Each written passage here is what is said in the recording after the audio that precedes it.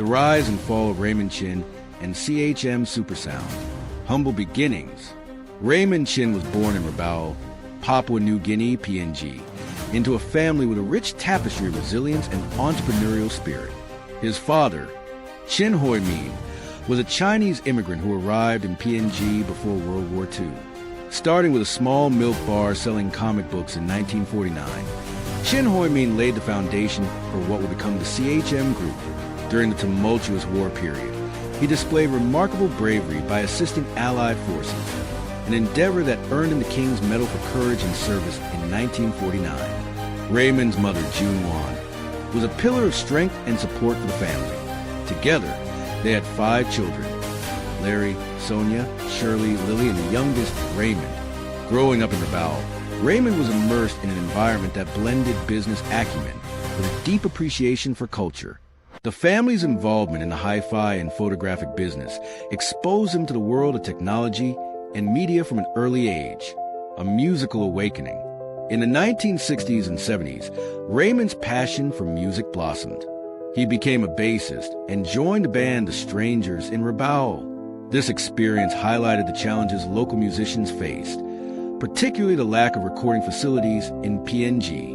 Recognizing this gap, Raymond envisioned creating a platform where local talent could be nurtured and showcased, the birth of Chm Supersound. In 1979, Raymond established Chm Supersound Studios in Port Moresby. What began as a modest recording studio soon evolved into a full-service, diversified music company. Chm Supersound played a pivotal role in birthing, growing, and developing the music industry in PNG and the South Pacific region. The label's first major breakthrough came with the signing of local artists whose music resonated with the PNG populace. Through innovative marketing strategies and a keen understanding of local tastes, Chm Supersound became a household name. Raymond's commitment to quality production and his ability to identify and nurture talent were instrumental in the label's success. The company, through Raymond's vision, recognized that PNG had a wealth of musical talent lying untapped, and all that was required was a means of letting this talent get unleashed. Chm Supersound Studio recorded the first generation of PNG bands and artists in the early 80s. The first band that recorded under the Chm Supersound label was the Permanent Strangers. Other prominent bands soon followed, like April Sun, Sanguma, Guadis, New Crimus, Helgas, and many others. The company also started signing up new artists from the Papuan region. Through its unique association in this infant industry, Chm Supersound acted as a form of catalyst, prompting local groups and musicians to produce good local music by giving them support and assistance. Expansion and dominance. Throughout the 1980s and 1990s, Chm Supersound expanded its reach beyond PNG. The label amassed a catalog of over 30,000 songs, 3,000 albums, and 1,000 plus music videos, making it the largest record label in the South Pacific. Artists from various Pacific nations sought to collaborate with Chm, drawn by its reputation and regional influence. Raymond's vision extended beyond music production. He ventured into organizing concerts, producing television shows, and partnered with major organizations such as FIFA, Pepsi, the Pacific Games, and the PNG Olympic Committee.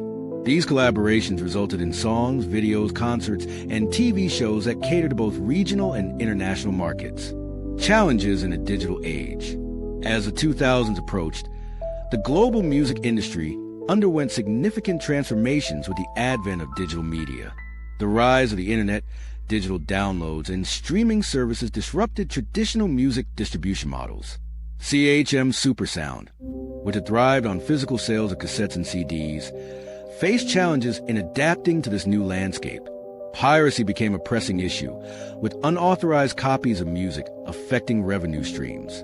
Additionally, the proliferation of online platforms allowed artists to distribute their music independently, reducing their reliance on traditional record labels. Recognizing these challenges, Raymond sought to modernize Chm Supersound by embracing digital distribution. The company began offering digital distribution services to ensure content was accessible on global platforms. Diversification and resilience. In response to the evolving industry, Raymond diversified the company's ventures. Chm Group expanded into retail, commercial energy, property, and continued its involvement in music. This diversification helped stabilize the company's financial standing and showcased Raymond's adaptability and business acumen. Chm Supersound also played a role in promoting Pacific artists on international stages.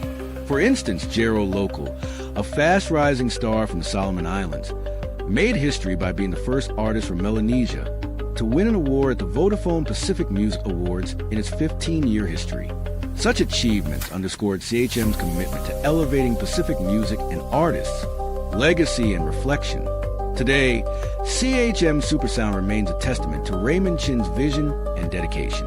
The label's extensive catalog serves as a cultural archive, preserving the musical heritage of PNG and the broader Pacific region. Raymond's contributions have been recognized both locally and internationally, cementing his status as a pioneer in the Pacific music industry. Reflecting on his journey, Raymond acknowledges the challenges and triumphs that marked Chm Supersound's evolution.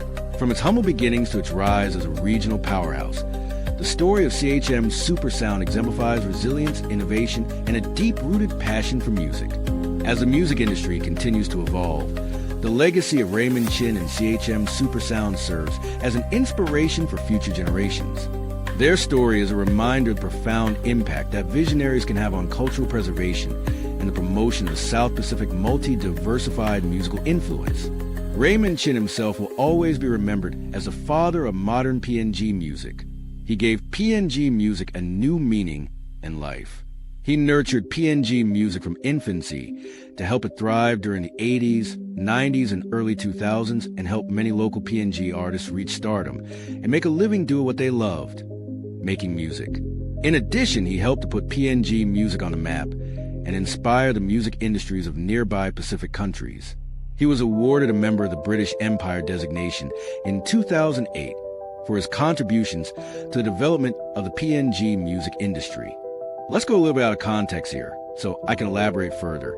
After so many research and readings to compile this video, I came to realize something that I wish if Chm Supersound should know earlier.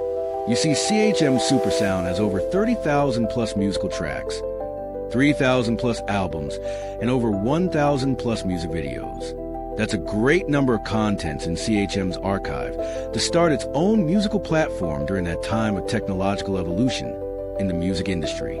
I think that's the worst mistake CHM has ever done to cement its way towards its downfall. If Chm Supersound was smart enough, it should have invested into digital technology to create its own musical platform. Just like Spotify for the Americans, Chm Supersound would have one for Papua New Guinea and the South Pacific, rather than try and be the middleman to collaborate local artists from its archive to musical platforms such as Spotify.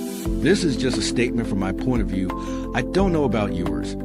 So please comment down below what you think. Please don't forget to like and subscribe to support the channel if you want to see more videos like this. Much love and stay blessed.